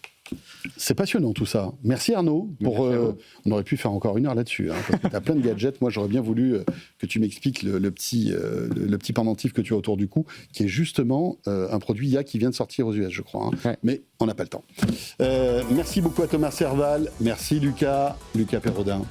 Et merci donc à Arnaud Auger. Merci. Quand tu repasses par Paris, tu viens nous voir, puisque, rappelons-le, tu vis à San Francisco. Vous restez avec nous, Tech & Co revient dans un instant. On va rester dans le domaine de la santé et de la tech, avec 2 sujets, 2 startups qu'on va recevoir. Dermascan, c'est pas mal ça. Un scanner qui, va analyser votre peau et vous dire s'il y a des zones à risque. Intéressant. Et puis après, évidemment, on parlera de jumeaux numériques, notamment en chirurgie, avec une start-up spécialisée là-dedans qui sera avec nous sur le plateau. 20h30 pile, on revient dans 1 minute avec Léa Benaïm et le Tech Flash. Merci d'être là. À tout de suite. Tech Co, la quotidienne sur BFM Business. Tech Co, la quotidienne, Tech Flash. Voilà, 20h32, merci d'être là, Tech Co, la quotidienne. Et comme chaque soir, il est temps de retrouver Léa Benaïm pour le Tech Flash, un condensé de l'actu tech de ce mardi. Bonsoir Léa. Bonsoir François et bonsoir à tous. Et à la une, Waymo annonce une levée de fonds record, 16 milliards de dollars pour déployer ses robotaxis à l'international. La filiale de Google, désormais valorisée 126 milliards de dollars, opère pour le moment dans 6 villes, mais uniquement aux États-Unis. Avec ce nouveau financement, elle prévoit de se lancer cette année dans 20 villes supplémentaires et parmi elles, Londres et Tokyo. En France, la justice sort l'artillerie lourde contre X. Les locaux parisiens du réseau social ont été perquisitionnés ce matin. Et Elon Musk est convoqué pour une audition libre le 20 avril. Ça fait suite à l'enquête ouverte début janvier concernant la modération des contenus et la gestion des algorithmes. Les autorités françaises veulent vérifier si des manipulations techniques ont favorisé la diffusion massive de ces contenus illicites. On va parler d'IA maintenant, Léa. Google vous déroule le tapis rouge pour que vous puissiez quitter ChatGPT. Et oui, le groupe prépare un outil qui permet de basculer de ChatGPT vers Gemini sans perdre l'historique des conversations. En clair, l'IA de Google vous répondra comme si vous l'aviez toujours utilisé, même si vous étiez un fidèle d'OpenAI auparavant. Une offensive qui pourrait permettre à Gemini de dépasser son principal concurrent. Également dans l'actualité, la constellation Léo d'Amazon accuse déjà du retard en cause une pénurie de lancement qui a poussé le groupe à demander aujourd'hui un délai supplémentaire aux régulateurs. Amazon doit normalement avoir déployé la moitié de sa constellation d'ici juillet, soit près de 1500 satellites. Mais à ce stade, seuls 180 sont en orbite. Et si Amazon ne respecte pas les délais, le géant risque des amendes, voire une révocation de sa licence. Et enfin, un autre retard dans l'espace, mais cette fois cela concerne le retour de l'homme sur la Lune. La mission Artemis 2, prévue initialement mi-février, a été reportée d'1 mois en cause une fuite d'hydrogène détectée quelque part sur la fusée. Le lanceur qui était sorti de sa base d'assemblage pour se rendre sur le tarmac a dû faire marche arrière. La prochaine fenêtre de tir est désormais envisagée au plus tôt au mois de mars. Et pour finir, je vous donne rendez-vous ce soir à 22h30 sur BFM Business pour Tech Co Business, votre rendez-vous en compagnie de Frédéric Simotel. Et au menu cette semaine, il n'était pas là dans le débrief, donc on le retrouve juste après à 22h30. Et justement, très intéressant, on revient sur cette cyberattaque qu'a subie la Pologne. Ça s'est passé fin décembre. Des hackers russes ont attaqué le réseau électrique du pays et la Pologne a frôlé un blackout national. On écoute un extrait. Alors c'est l'équipe cyber de Pologne, le CERT Polska, qui a révélé ce week-end une vague d'attaques qui a eu lieu le 29 décembre, au cœur de l'hiver justement, des attaques qui ont visé le réseau électrique de la Pologne. Alors, des attaques qui étaient simultanées à la fois sur des systèmes d'énergie renouvelables, fermes éoliennes, panneaux solaires, on parle d'une trentaine d'installations, une grosse usine de production d'électricité et de chaleur qui sert quand même un demi-million de Polonais. Et puis en décembre en Pologne, on imagine qu'on a un peu besoin d'électricité. Et d'ailleurs, dans le rapport, les Polonais le mentionnent, c'était à un moment où il faisait très froid et où il y aurait pu avoir des conséquences fortes sur la vie des gens. Et aussi une installation manufacturière qui a été touchée par des attaques donc coordonnées, des attaques destructives dans l'objectif de faire dysfonctionner tous ces acteurs et potentiellement de faire tomber le réseau de distribution électrique de la Pologne. Alors heureusement, ils n'y sont pas arrivés, mais, et c'est les Polonais qui le disent dans leur rapport, ils auraient pu y arriver. Voilà, retrouvez donc ce soir, tout à l'heure, sur BFM Business, Tech Co Business, et puis bien sûr sur la plateforme et sur l'appli BFM Business. Il est 20h36, on va parler maintenant scan de la peau avec mon invité, ça s'appelle Dermascan. Tech Co, la quotidienne, la start-up.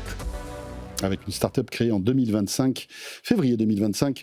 Et Florian Legris est avec nous. Bonsoir Florian. Bonsoir, merci pour l'invitation. Cofondateur et directeur général de Dermascan. Alors l'info, c'est que vous levez 2,5 millions d'euros.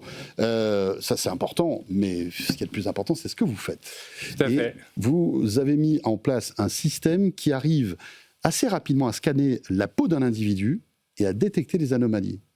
Alors, pour reprendre un peu le parcours un peu plus global, notre mission, effectivement, chez Dermascan, c'est de rendre accessible le dépistage du cancer de la peau. Et donc, pour ça, on crée des centres dédiés au dépistage qui combinent des innovations de protocole et des innovations technologiques.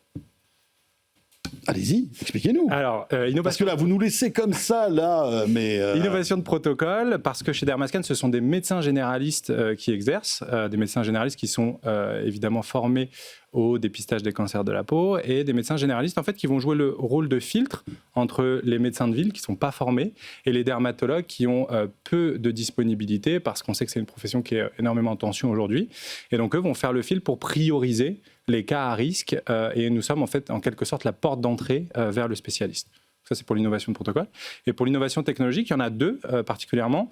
Donc, la première, c'est la systématisation de la cartographie corporelle totale dans le parcours de soins. Donc, effectivement, c'est ce dont vous parliez tout à l'heure. La cartographie corporelle totale, elle va venir en fait prendre en photo l'entièreté du corps du patient et on va recenser tous les grains de beauté qu'il a sur son corps. Leur taille, leur couleur, leur aspect. Et cette cartographie, elle va avoir deux vertus. La première, c'est qu'elle va permettre au patient de s'auto-surveiller dans le temps. Vous vous réveillez demain, vous avez une lésion un peu qui vous inquiète, vous allez pouvoir vous référer à votre dernier Dermascan et voir si la lésion a bougé. C'est important parce que l'évolution, c'est le premier critère dans la surveillance des grains de beauté. Et la deuxième innovation technologique, c'est évidemment des modèles d'intelligence artificielle. Donc on travaille aujourd'hui sur des modèles d'intelligence artificielle. On a un directeur de l'intelligence artificielle qui a fait sa thèse en oncodermatologie au CNRS en partenariat avec un CHU. Des modèles qui aujourd'hui ne sont pas encore intégrés dans notre parcours de soins. Nous sommes en phase de recherche toujours, mais l'idée de ces modèles, c'est de les mettre en complément de l'examen clinique du médecin. Chez Dermascan, on ne pense pas que l'IA doit se prononcer a priori, qu'elle va remplacer le médecin. Ce n'est pas notre thèse du tout. En revanche, on pense que l'IA peut fiabiliser le diagnostic du médecin. Quand on fait du dépistage de cancer de la peau, notre pire ennemi, c'est ce qu'on appelle les faux négatifs, donc passer à côté d'un cancer. Donc nous, ce premier modèle, lorsqu'il sera implémenté, va systématiquement en background tourner et ne s'exprimer que s'il pense que le médecin est passé à côté d'une lésion cancéreuse. Très intéressant. Parce qu'aujourd'hui, bon déjà, vous avez raison, pour trouver un rendez-vous chez un dermato, c'est la croix et la bannière. J'ai appris un truc, c'est qu'en fait, s'il n'y a pas beaucoup de dermatos, c'est qu'en fait, ils ne sont pas bien payés, les dermatos. Enfin, c'est ce que j'ai cru comprendre, que c'était finalement une spécialisation médicale qui n'était pas aussi rentable que ça, finalement. En fait, c'est multifactoriel. Il y a le vieillissement de la population, donc il y a des besoins de plus en plus importants en dépistage des cancers de la peau. Il y a le fait qu'on forme pas suffisamment de dermatologues chaque année aussi. Hein. On a un déficit. Il y a plus de dermatologues qui partent à la retraite que de dermatologues qui sont formés. Non, mais disons que le modèle économique ne suscite pas des vocations plus que ça. On est aussi limité par le numerus clausus, par ailleurs. Hein, donc, même si, aujourd'hui, toutes les places sont prises, elles sont simplement, malheureusement... Oui, il n'y en a pas assez. Exactement, il n'y en a pas assez. On forme à peu près 100 dermatos par an. Il faudrait en former 15, 20, 30% de plus pour arriver à combler un peu ce déficit. Et donc, un dermato, aujourd'hui, lorsqu'il vous ausculte, vous déshabille et regarde chaque centimètre carré de votre peau. Ça prend du temps. Ouais. On est d'accord. Ouais. Voilà, c'est chronophage. Là, votre système, en fait, un médecin, alors là, c'est intéressant, c'est même pas un dermato qui fait ce dermascan, ça peut être un médecin généraliste, vous le disiez. En combien de temps c'est fait, ça ? C'est un médecin généraliste, effectivement. Donc, l'idée, c'est qu'on ne remplace pas l'examen clinique. Il y a toujours un examen clinique qui est fait par le médecin. Donc, on va de la même façon examiner chaque mètre carré, chaque centimètre carré de la peau de quelqu'un. Mais en plus, on va faire cette cartographie corporelle totale et en plus, on va faire cette dermoscopie. Donc vraiment, on vient ajouter de la technologie pour fiabiliser le diagnostic médical. On ne le remplace pas, ce n'est pas à la place de l'examen clinique. Vous parliez tout à l'heure de l'IA, c'est vrai que c'est très prometteur. On voit que dans la radiographie, notamment, c'est en train de bouleverser le métier même de radiologue. Parce qu'il y a certaines IA qui arrivent à détecter des anomalies cellulaires alors qu'elles ne sont pas encore visibles à l'œil humain. C'est dingue. Vous pensez qu'on va arriver à des choses similaires avec la dermatologie ? Aujourd'hui, en tout cas, on n'en est pas encore là, c'est une certitude. Les travaux de recherche vont dans ce sens. On est plus en retard par rapport à d'autres spécialités, effectivement. Mais on y arrivera, je pense, par la force des choses, effectivement. Est-ce que ce sera dans 2, 5, 10, 15 ans ? Aujourd'hui, l'IA fait des progrès spectaculaires d'un mois à l'autre. On a des nouveaux modèles qui sont extraordinaires. Donc, j'ai pas de doute que ça va arriver. Quand ? Je ne sais pas. Mais en tout cas, nous, l'idée, c'est de l'intégrer effectivement, dès le début, quoi. avant de revenir sur votre levée de fonds, un mot sur cette question, parce qu'on l'a tous fait, on a un problème. Allez, hop, là, ChatGPT, Gemini, on fait une photo. Bien sûr. Et alors évidemment, avec toutes les précautions qu'il prend, il nous donne malgré tout un début de diagnostic. Qu'est-ce que vous en pensez ? En fait, si ça peut permettre aux gens de commencer à s'alerter, à prendre conscience, et ensuite derrière qu'ils prennent un rendez-vous chez un spécialiste, c'est une bonne solution.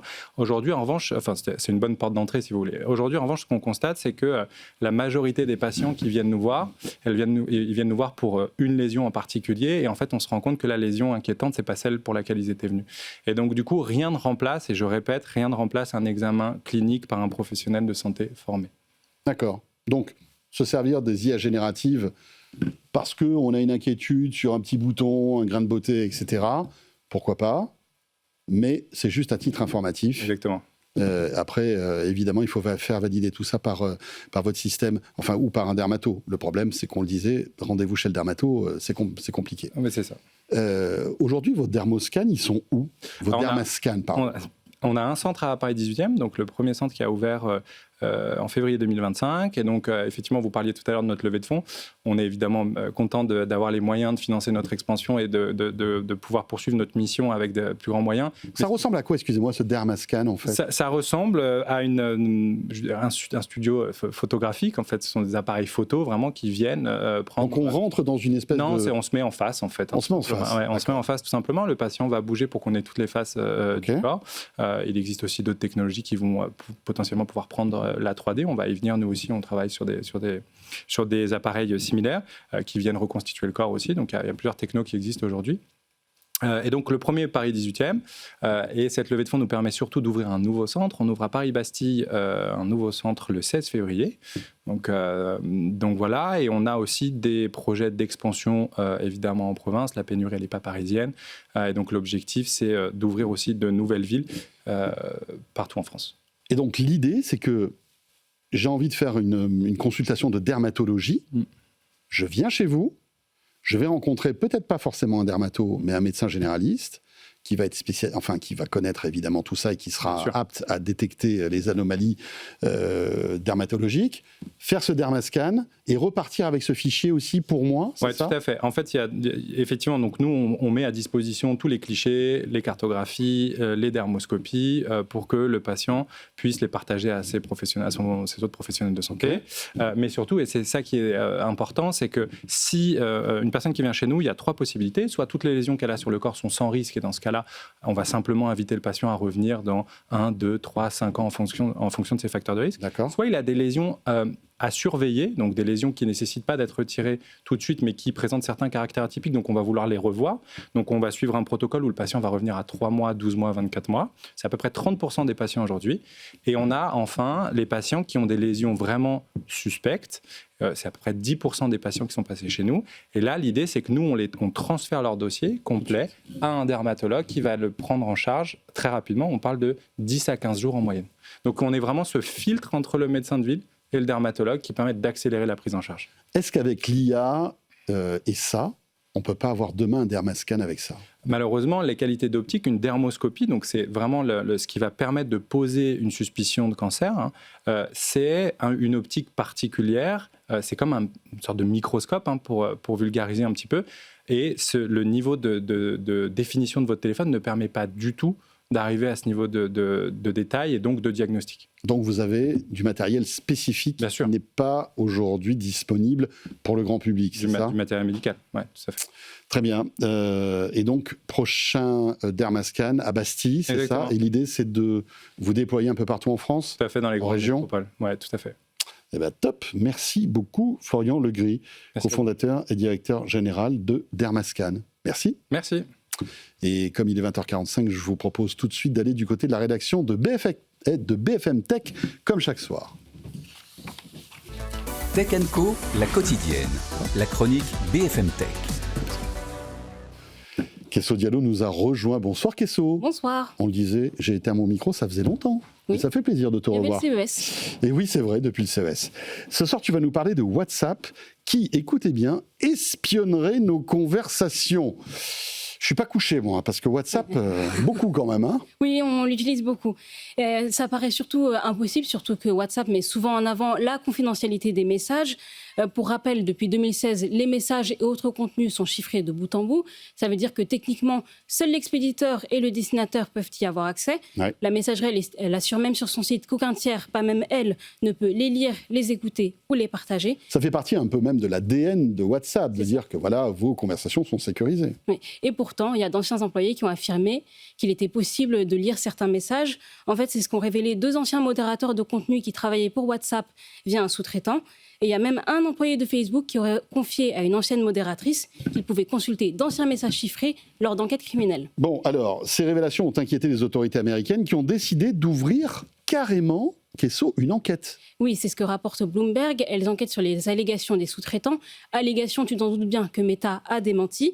D'ailleurs, pour l'instant, rien ne confirme que le chiffrement de WhatsApp a été contourné. Mais cette affaire, elle relance quand même un débat, celui autour de la protection réelle des données des utilisateurs. Parce qu'en plus des utilisateurs, Meta a aussi invoqué cette protection technique auprès de gouvernements qui souhaitaient accéder à des données lors d'enquêtes criminelles. Donc s'il s'avère que les allégations elles sont vraies, Meta devra s'expliquer. Parce que d'après eux, c'est techniquement impossible de donner un tel accès à des gouvernements. Voilà, et je vous rappelle qu'il y a toujours cette bataille de la confidentialité des échanges de messages et du niveau en fait de cryptage de tout ça. Telegram est aussi dans la course. Apple aussi. Apple aussi, bien évidemment, avec eMessage. Exactement. En effet. Merci beaucoup, Queso Diallo, journaliste à BFM Tech. Et si vous voulez en savoir plus sur ce sujet, je vous invite à aller jeter un œil sur le site de BFM Tech, un condensé de l'ActuTech au quotidien. Il est 20h48. On reste dans la médecine avec mon prochain invité qui vient nous rejoindre sur ce plateau. Tech & Co, la quotidienne, l'invité. Marc-Olivier Gossy nous a rejoint sur le plateau. Bonsoir Marc-Olivier. Bonsoir. Merci d'être avec nous. Vous êtes professeur de chirurgie orthopédique au CHU de Nice. Vous êtes directeur de l'unité INSERM et président du congrès Made in Tech Society. Alors ce qui est intéressant, c'est qu'il y aura du 15 au 17 mars prochain au Parc Floral de Paris le salon et le congrès Made in Tech. 9 et 10 mars. Le 9 et 10 mars, pardon. Pourquoi j'ai dit le 15 au 17 ? J'ai une semaine de retard. Oui.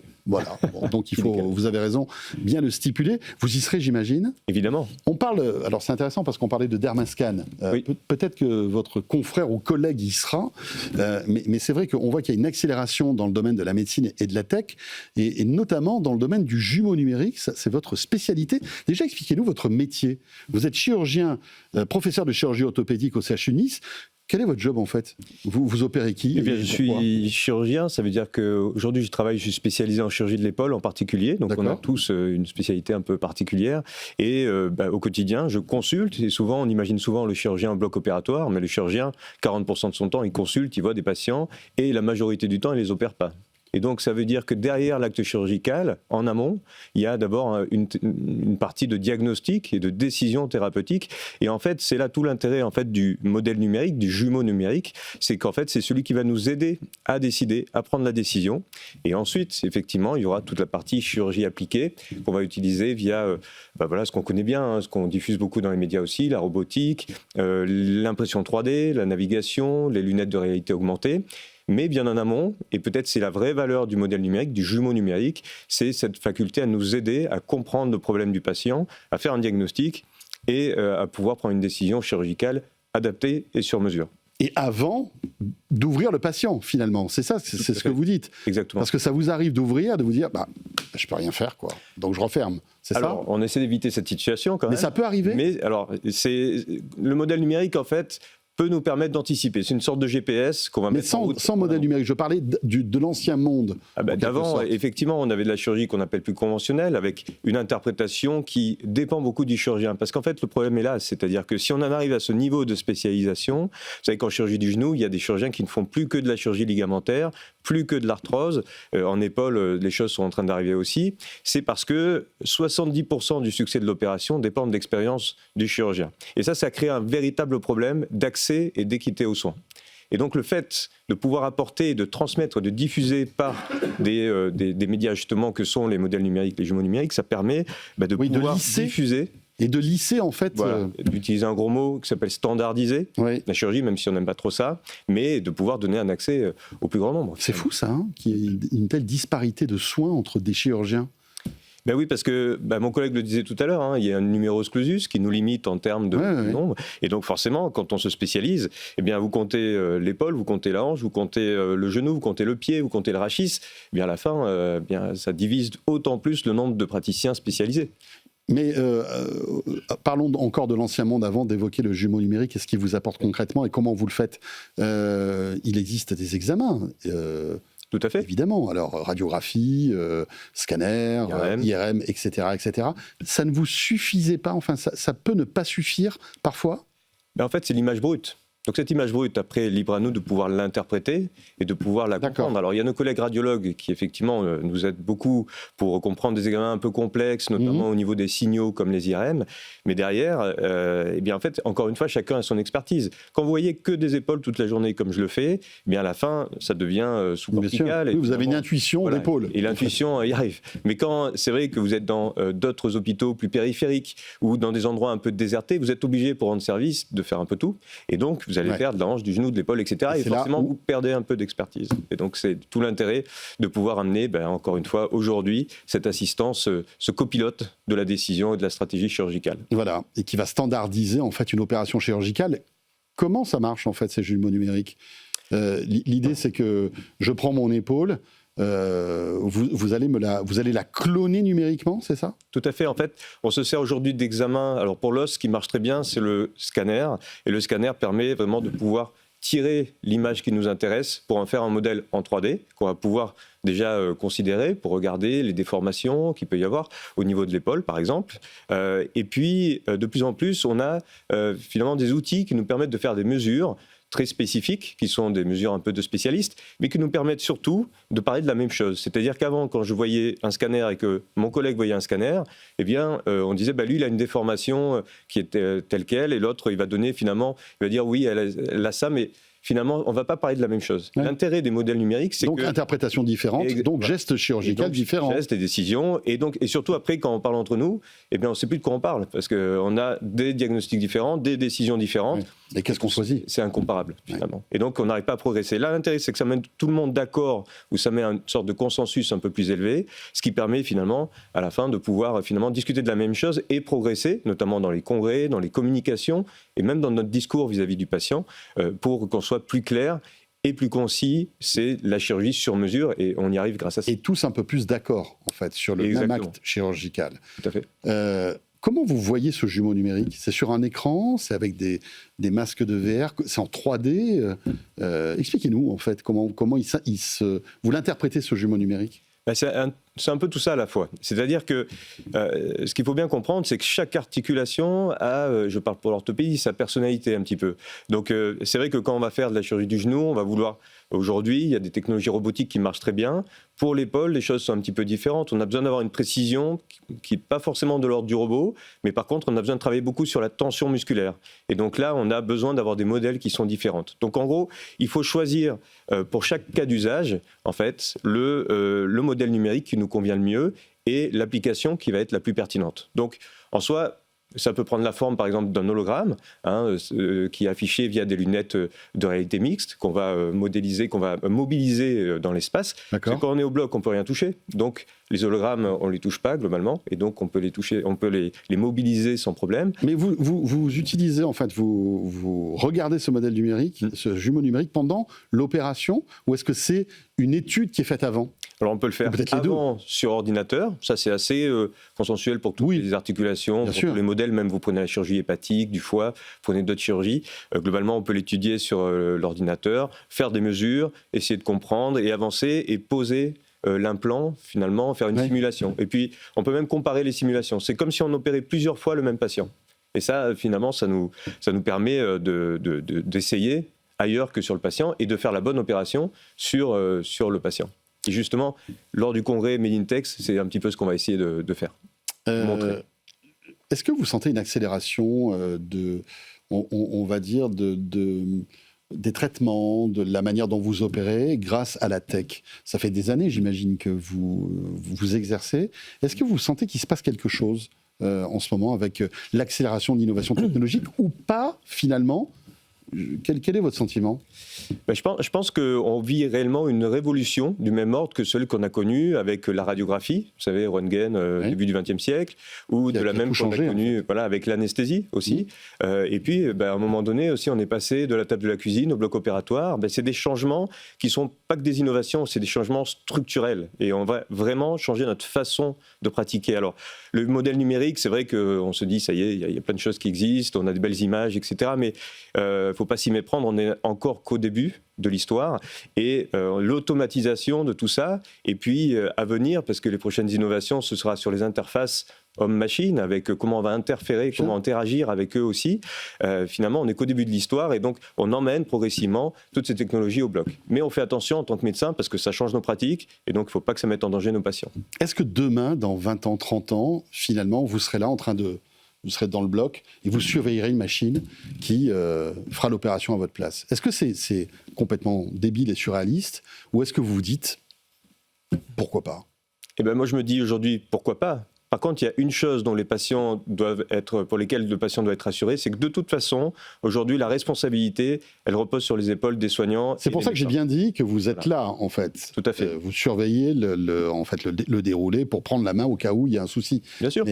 On commence à le faire d'ailleurs avec le robot. Par exemple, il y a des robots qui ont une semi-automatisation dans la réalisation de certaines coupes. Par exemple, dans la mise en place des prothèses du genou, il va y avoir des coupes qui sont faites par le robot tout seul et on est juste à côté.